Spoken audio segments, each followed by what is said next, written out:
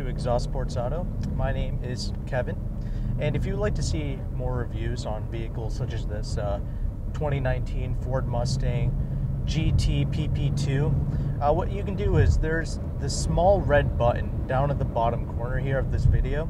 Usually it says subscribe on it, and what usually happens is the more people that press that button, the more of an opportunity there is to see more cars like this. So with that established, the new 2019 Mustang. Let's first of all, before we get into the driving segment, talk about the looks. The looks of this thing is absolutely sinister.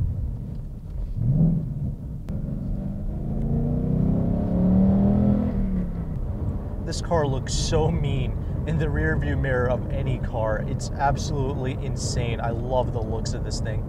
The biggest competition that this car has is obviously the Camaro, as you know. Been that way for like 50, 60, 1,000 years now. Both of these cars are amazing. I'm just gonna say I'm not a fanboy of any particular car, and I'm not trying to offend any fanboys in this particular review. However, I am just gonna keep it real with you. I'm gonna tell you how it is with this car, as well as the Camaro. I have driven the 2019 Camaro 1SS and the Dodge Charger. I've not driven a Challenger, I've just driven a Charger RT with the 6.4 liter engine. I love all three of these cars. I'm just gonna say that. All three of these cars are amazing, but the looks of this particular one, it's very aggressive. And this is the performance package too. So obviously the front end, you know, the splitter is very aggressive. I mean, the stance of this thing is running on 19-inch wheels, but not only that, they're forged wheels.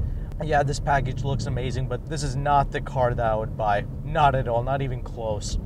I would personally just go for Performance Package 1, which also looks amazing, mind you. But anyway, this car, it's got these 19-inch wheels. They're ridiculous. They're like 10.5 inches wide in the front alone and 11 inches wide in the back. It's got 305 tires all around. These are the Michelin Pilot Cup 2 tires, basically racing slicks for the road. Do not screw around in this car in the rain, I'll tell you that much. Whether you get the traction control on, off, I don't care. You do not screw around with this in the rain. You will have no grip. But because of the extremely wide tires, I mean, these things, they stick out even from the fenders. It's crazy. It is so wide, these tires. But it looks extremely cool, and these forged wheels, they look fantastic as well. Obviously, no sunroof in here. This is very track focused, if you will. One thing that I thought was interesting was they actually ditched the larger spoiler you get in the Performance Pack 1. They went for like this more of a lip spoiler. Still looks amazing, I love it. And obviously you still get the quad tip exhaust. You get that even with the normal GT Mustang. So looks of this, fantastic. But again, that's subjective. You decide on that. Some people are gonna love this, some people are gonna hate this. Some people like the way the Camaro looks more. That's irrelevant, really. Let's get into the drive.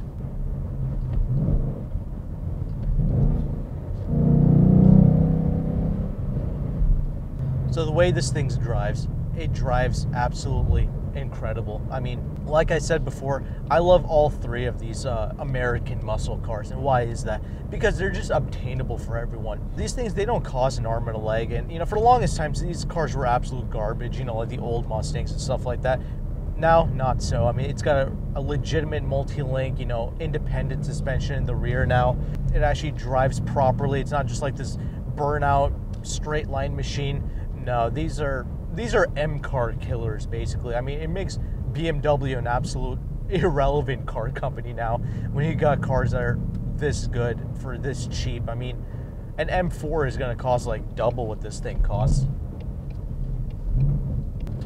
This thing, even though it's kind of raining still, I mean, it's totally fine. Like, you know, if you drive like a normal human and you keep it within its means, you won't go like flying off the road or anything. But if you do any type of aggressive driving, that's when you will. But anyway, it's not about that. You know, this car, I mean, the chassis is just so rigid, and part of that is because this is the PP2, and the chassis is tuned pretty aggressively. Now, the other thing is, I've only driven the performance models of basically the Camaro and the Mustang. I've only driven this PP2. I've only driven a 1LE, 1SS Camaro, so I don't know what these cars are like in their more normal setups and with more normal tires. I've only driven these cars with ridiculous tires and with manual transmissions. I haven't even experienced a 10-speed auto, so I can't really talk about that. But with this Performance Pack 2, I mean, man, this is so ridiculous for the streets.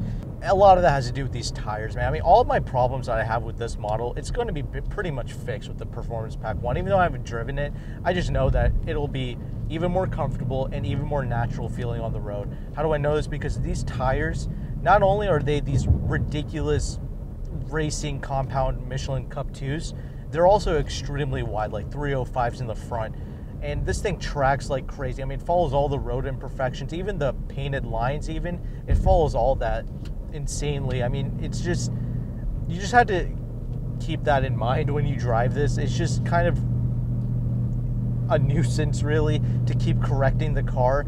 Now, this is supposed to be very track-oriented. However, you know, if you're going to spend $50K for this thing, I don't see why you wouldn't spend $60K and just shut up and get the Shelby GT350. I mean, that's going to be the more legitimate car. But, I mean, obviously, if you're serious about driving on the track, you would just get an Ariel Atom or like a Radical SR8 or something like that, like a used one. I mean, this is really just a street car at the end of the day with ridiculous tunings and tires on it. If you're never going to see a track, if you're only going to be driving the street, Performance Pack 1, that's it. The only way I could see yourself justifying this is if you legitimately do like to take your road cars out to a track and you do plan on doing that with this, and you're kind of turned off by the reliability problems of the Shelby GT350, then I can maybe kind of see you kind of going for this, because it will probably last a bit longer. The Shelby definitely, you know, it's got excessive oil consumption issues and things of that nature, so something to keep in mind, I guess. But this Mustang isn't without its problems either. I think there's an issue with the 6-speed manuals in this, like a bearing or something. But the Camaro's not perfect either. It's got its own set of problems with the LSDs and things like that. So all these cars are going to have some problems with them, and that's fine. You know, these cars, they're not perfect. I mean, the Hellcats, the Chargers, they have their own set of problems, you know, throttle bodies, all that stuff, and overall in general quality issues.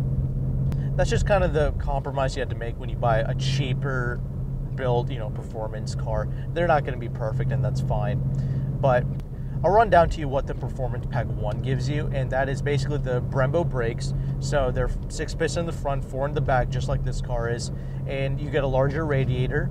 You get the 19-inch wheels, which are only 9 inches in the front, and, you know, only 9 inches in the front, and 9.5 in the back. 255 up front, 275 in back. That's going to feel so much better to drive on the streets, and it'll be toned down even more, so it'll just feel far more comfortable, even more than this, which this is an extremely comfortable car, even this PP2, which I'm glad to report. So that's extremely great. But other things you get an upgraded sway bars and like a K-bracing that goes over the hood, over the engine bay of the car in the PP1. The PP2 actually takes all those components and just takes it up to like level 11, basically. You do get a larger radiator. I don't know if it's even larger on top of what the PP1 offers, or if it's just the same carryover, but, you know, cooling should not be an issue with this. They definitely do have track people in mind, which is great.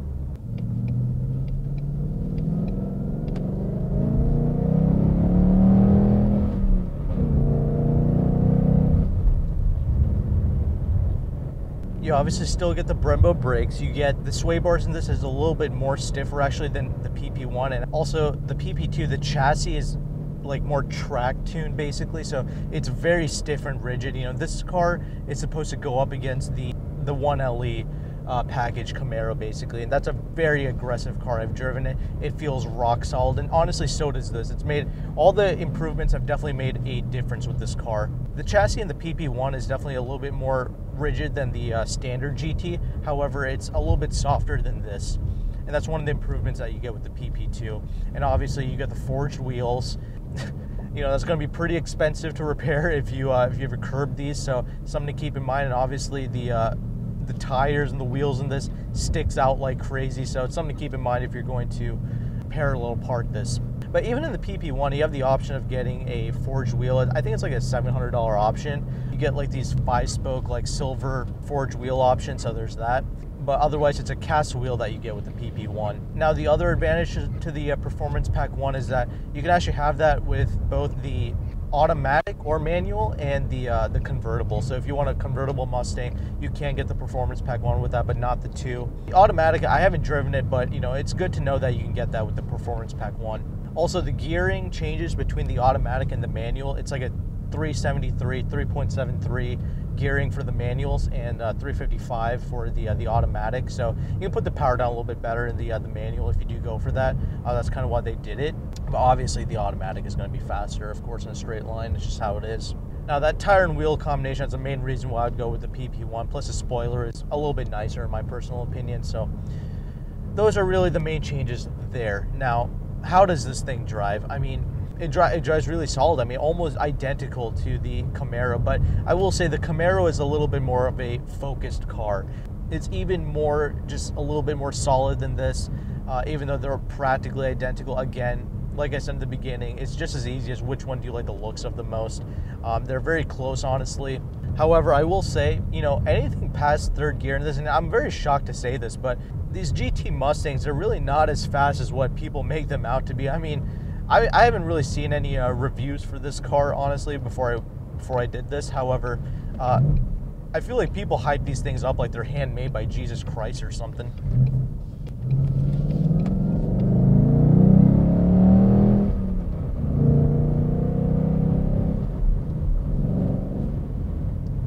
Anything past third gear, it really doesn't pull all that hard, to be honest with you. I'm very shocked by that. I mean, this thing, it's got power, like 460 horsepower, 420 pounds-feet of torque. You really don't need much more than that, but I'm surprised. It really does kind of feel gutless after third gear. I have to just keep it real with you. That's not necessarily a bad thing. I mean, I think this is a lot of fun to drive at the speed limit, which is what this is. I mean, this is a very rewarding car to drive on the road, I think. The Camaro, with the extra like 30 extra foot-pounds of torque that it has, it does feel stronger for sure. This isn't the first time I've said this. I mean, I actually thought that the Corvette didn't feel that fast either. Like right now, I have my foot all the way down in like fourth gear. Nothing's happening. It's just making some noise. I mean, I'm just very shocked by that. Whatever though. I mean, I don't know what it is. I think it's something to do with these tires. I mean, this thing just naturally kind of slows down on its own. It always just keeps it around 45 miles per hour, which is really nice. I don't know what that is, but it just, you're really never stressed out driving this. This is a performance car that you're never going to be worried that you're going to get a bunch of tickets in. I actually recently drove the Miata, the 2019, and I really like how that felt on the road. That was another car that's very rewarding to drive with the rear-wheel drive dynamics of it. And it costs about the same as this, as a GT or a Performance Pack 1 Mustang. But yeah, when I was driving the Corvette, I mean, I thought that was a pretty slow car. I mean, it's not that the Corvette or the Camaro is like slow, it's just that they kind of isolate you from the speed. I mean, I do feel like both of those cars are definitely faster than this, especially the Corvette. I mean, that's in a league of its own with the proper suspension setup and all that. But this one, I mean, something about it, it's really not as fast as I thought it was going to be. And again, I mean, I still enjoy driving this car very, very much. And you know, this car is not really going to see the track, let's be honest. Nobody's going to take these things out to the track. People are just going to be street driving this. Well, the only other thing is that really differentiates the driving experience is that these engines. I mean, I really, really like the engine in this. Even though it's a tad bit slower than the Camaro, I still like, it kind of like sings to you a little bit. I mean, I like the exhaust sound that this thing makes a lot too.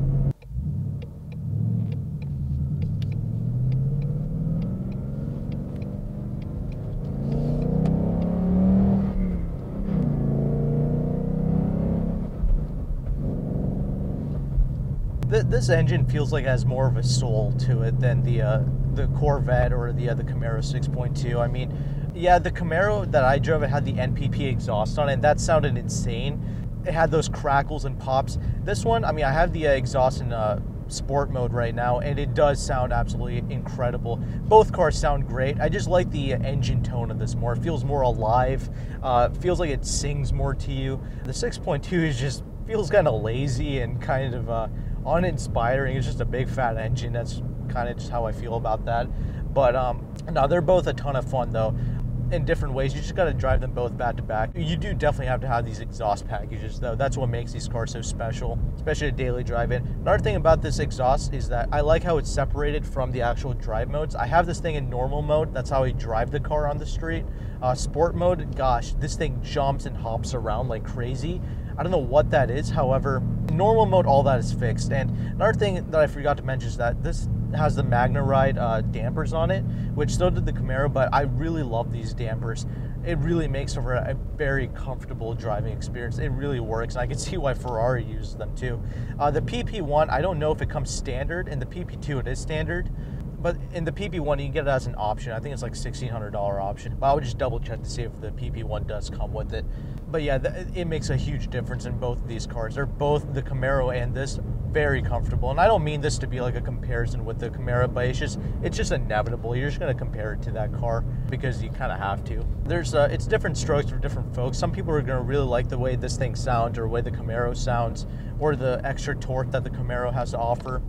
Personally, I like how you have to kind of wring this motor out. It's still a very brawny driving experience. It's not like a Japanese car like a Miata. It's still very brawny and very aggressive, but the sound alone makes this car very satisfying to drive on the road. Now, these are manual stick shift cars, which I love. I mean, that's just kind of the proper way to get these things. I know that the 10-speed is great nowadays. At least that's what I've heard about them. However, these manuals, they're excellent. But I will say this, the Camaro's manual, I mean, not only is that thing a short shifter, but that thing, oh my God, like the gears are so close together. It is an amazing gearbox. I was putting it in the wrong gear at first because like it was so close together, but once I got used to it, gosh, that transmission was amazing in the Camaro. And the shifter is still very good. However, it's a slightly longer throws. It's not a bad thing, but and you definitely know like which gear you're in. It's almost like similar to the Miata, almost kind of like clicks into the gears, which I like. But the clutch was the only thing you kind of have to get used to a little bit, and that's kind of the same with every car. The bite point, you just got to get familiar with that. It's a little bit aggressive, if you will. So transmission, for the most part, pretty much excellent, and the rev match feature works really well, actually. Pretty much perfect, like it does in most cars. Now, how does the steering feel? The steering, there's actually a couple of modes for it. You can actually flip it with this dial here. There's a couple of toggle switches. Love that. But that aside, you have 3 different modes actually: the sport, the normal, and the comfort. Comfort is actually really light, but I really like the normal mode. It's heavy enough, but the sport mode is just too much and it just feels too synthetic, so I don't really like that. But the normal is just excellent. The steering rack is extremely responsive as well. I mean, it pretty much darts around. You get a bit of body roll, but honestly, it's not too bad. Now, the weight of these cars, I mean, I think the Mustang weighs about 3,800 pounds. I think the Camaro is about like 100 pounds less. Again, it's the more focused car between the two. However, that's really not a big deal. This car feels extremely solid, like I've said multiple times. I shouldn't have really any issues. It's really rather planted and handles pretty flat. The brake pedal is, for a car like this, it's rather linear, just like it is in the Camaro. Even if you just breathe on it, you can still drive it like a relatively normal car. It's really not too bad. Very appropriate for this type of car, to be honest. Again, in dry climates, I mean, you're just never really intimidated driving this, and I think that's one of the best parts. Now, before I end this driving segment off, you know, I'm briefly just going to talk about the refinement of this car. It is a really rather refined car, believe it or not. I mean, really all the cars in this class are. I've already said that this is some of the most comfortable cars out there. More importantly, I had this thing out on the highway and it honestly wasn't that ridiculous. You know, yeah, there's a bit of tire noise and stuff like that, but honestly, it was really rather well controlled. Felt like a normal car, to be honest, and the ride quality is excellent. I've really only noticed like 1 or 2 creaks and rattles, like one in the back here near the passenger area and like one on top of the dash here. Really not too bad. It's typical of like a lot of cars, and not just this class, but in just normal cars in general. So I'm really honestly very pleased with that. You know, it's an easy car to drive, easy car to get used to. I mean, obviously, I didn't talk about the Chargers and Challengers too much, but you know, common sense wise, I think everybody knows this about those cars. It's the classic kind of high horsepower cruiser type of car. Obviously has the most amount of space, the most practical, easiest to get in and out of. I mean, those are the qualities that you're going to get with the Dodge product, so that's really nice. However, you're going to be leaning towards the Camaros and the Mustangs if you like to drive more, and drive good they do. They're absolutely excellent. I've really enjoyed my time with it. I did mention the thing does feel surprisingly gutless in the higher gears, and that's fine. It's not really a knock against this car. To some people it might be, but it's not going to like feel like first gear in every gear like some people might expect it to feel. People who review these cars typically, I mean, they like to overhype them. They like to only say nice things about them usually to not upset the fanboys. But please, I'll take all the hate that comes with this review. I really don't care.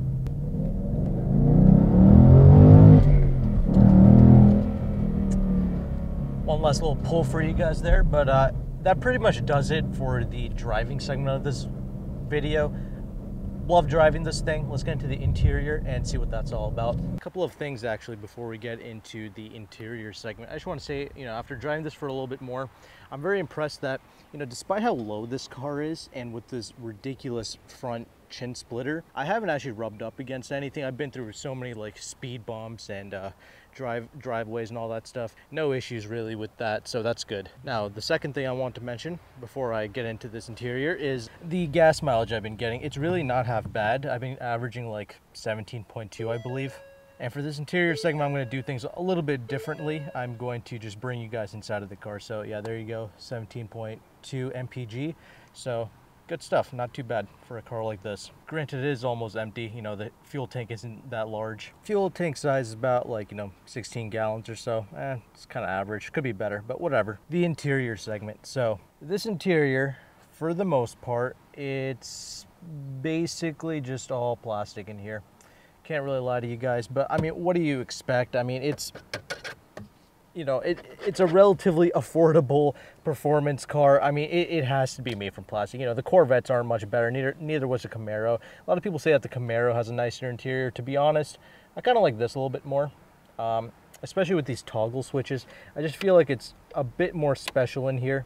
The traction control off, I love this. This is like one touch and like it's just off. That's pretty amazing. And a lot of new cars, you really had to like hold this thing down and all that. This, you just press it once and it's off, so that's pretty cool. This is also where you have the steering wheel mode and the actual mode selection. That all happens right here, so there is that. The infotainment is pretty much identical to the Ford Raptor, so if you haven't seen that, I will leave a link up to that. I did do a review on the 2019 Ford Raptor, so that was pretty cool. Same sort of, you know, slow, non-reactive type of, you know, touchscreen here. You know, Ford was never known for their quality of screen, but whatever. I do like how you have a lot of the climate control stuff here, but you have to look up here for the temperature, so that kind of sucks. But whatever. I mean, at least this is, for the most part, pretty easy to get used to. I believe this car does have Apple CarPlay and Android Auto, so that's good for the people who care, who want to give all their driving information over to Apple, so that's good for you. But yeah, this screen, not really the highlight.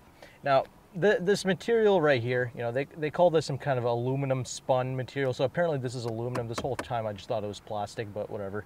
Apparently it is. Now, these performance pack cars, they do get these like fancy kind of gauges that show you your oil pressure and all that stuff. So that's, you know, good for track people, I guess. But again, this is not really a track car, no matter how much ridiculous tires they put on this. It's just not. Anyway, this is the steering wheel. I really do dig this steering wheel. This is a nice leather, kind of a classic look to it. I'll actually step out and show you. Pretty nice steering wheel, easy to grip onto, and it's got nice little controls here as well to control the music as well as the center infotainment on the gauges here. But yeah, I really like this, but the Camaro does have a slightly smaller, you know, Alcantara finish wheel, which is not going to wear as well, but I like the smaller wheel on that. However, this is just a nice, classic, traditional, you know, it really does suit this car pretty well. Now, I'll talk about the seats. Now, these seats are the Recaro bucket seats. They are the cloth Recaros. You can have an option of getting some leather Recaros. However, this car is obviously not an option with that.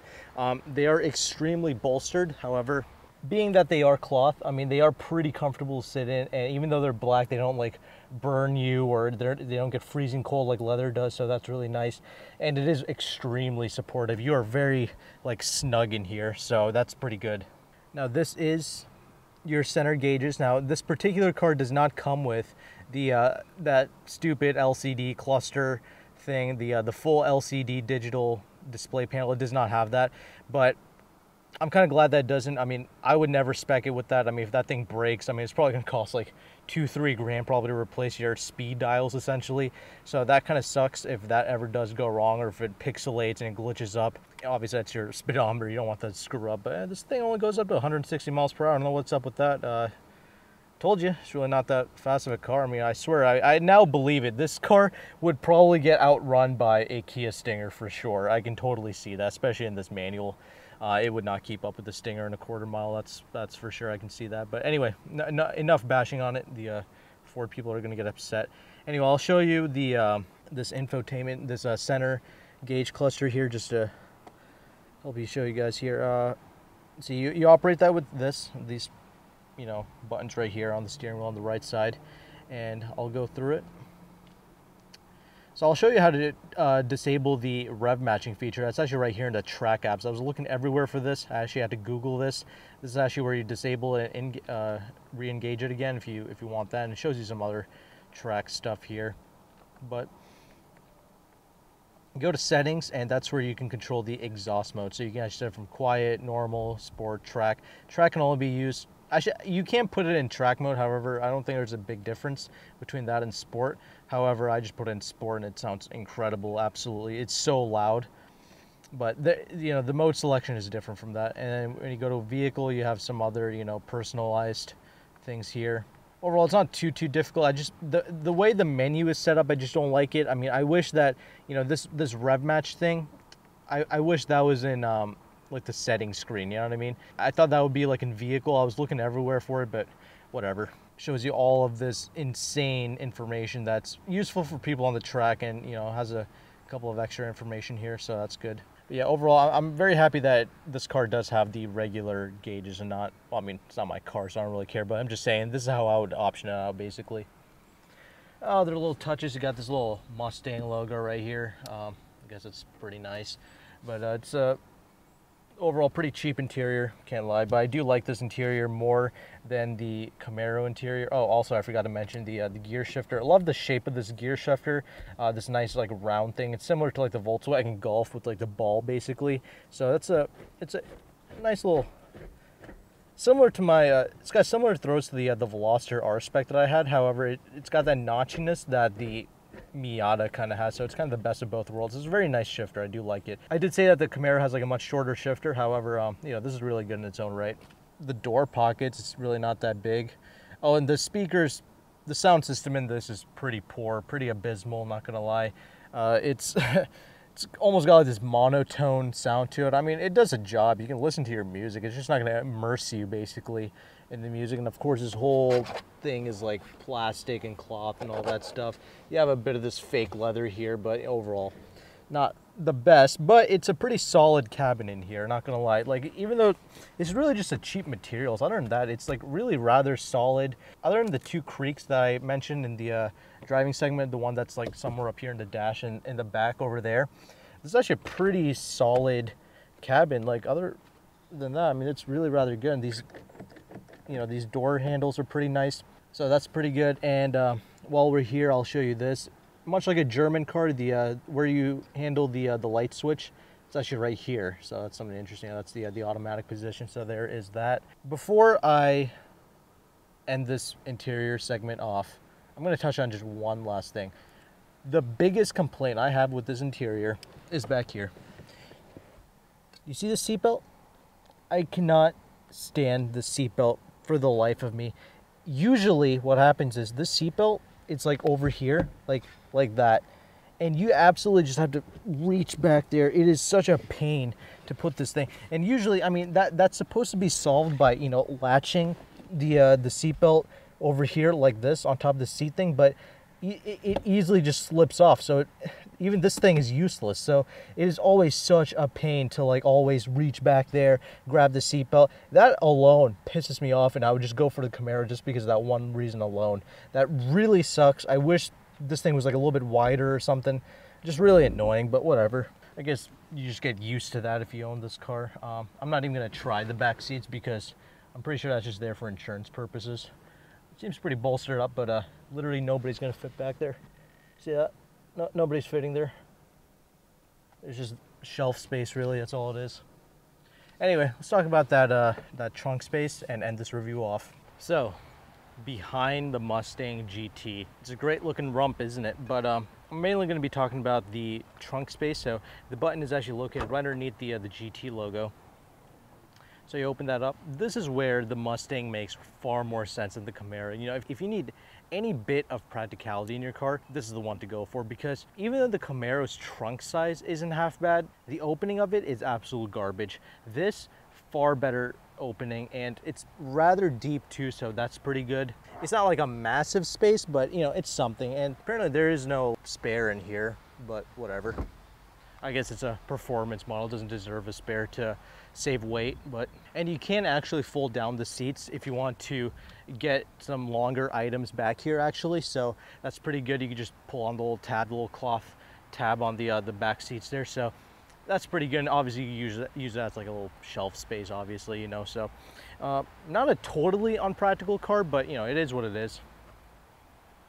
Overall, really awesome car. Let's get into the final conclusion segment and end this review off. Now, overall, what do I think of the new Mustang? Well, like I said, I love all three of these muscle cars, basically. Some call it sports cars now, whatever. I think what they are, they're legitimate cars that real people can afford, making decent money. I mean, not even decent money. I mean, if you have some kind of dreams or aspirations of owning a cool car that's fast, relatively fast, that makes cool sounds, I mean, these Camaros and these Mustangs, they're at your disposal, so that's really excellent, and I will always love these cars because of that. It's an absolutely gorgeous looking car, you know, that's one of the best parts about it, especially if you get in these bright colors. It does demand attention. People definitely do look at it. You know, being these V8s with the active exhaust, people are going to look. They're really loud cars. Now, some of the negatives of this car is that it's really not as fast as I thought it was going to be, or at least not as fast as some people might make it out to be. I mean, like I said, I haven't actually yet watched any real reviews of this car before making my own, because I wanted to just give you my own personal thoughts about it. Yes, it's a great car. Yes, I mean, it's definitely worth buying for sure. A lot of why I want to do this channel and start doing car reviews is because of cars like this.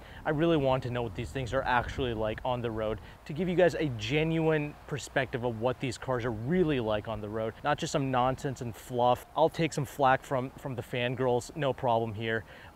Leave them all down in the comment section. I'll deal with all of them, but I will not deviate from giving you guys the actual truth of what these vehicles are like. Again, like I said, I'm not a fanboy for any car, but I do like and respect all of these cars in this class. Like I said, they are still BMW M car killers. BMW is the car that honestly to me has fell off like no other car brand. These kind of fill in the gap. These cars, they drive really good. They go well for the most part. It's enough to excite most people on the streets, and they look incredible and they sound amazing. That's the most important key right there. They sound fantastic. After 2018, you know, the new Camaros with the NPP exhaust, these things with their retuned exhaust, they sound fantastic. And the Chargers and Challengers, they exist if you want, you know, say you're a little bit older and you want a car that's a little bit easier to get in and out of, or you need more space, or you need to haul more people. Those are your practical muscle car choices. These, however, very driver focused, and I think a lot of people are going to have a lot of fun tooling these things around the streets. I've already said multiple times that the PP2 is not the one I would get, the PP1 is, and if you get that and you take advantage of some of the great finance deals that they have going on with these things, I think you're gonna have a very, very rewarding experience with this car. So with that, I pretty much said all I need to say about these cars. I really couldn't choose between any of these cars. It's really up to you and your personal needs. They're all fantastic.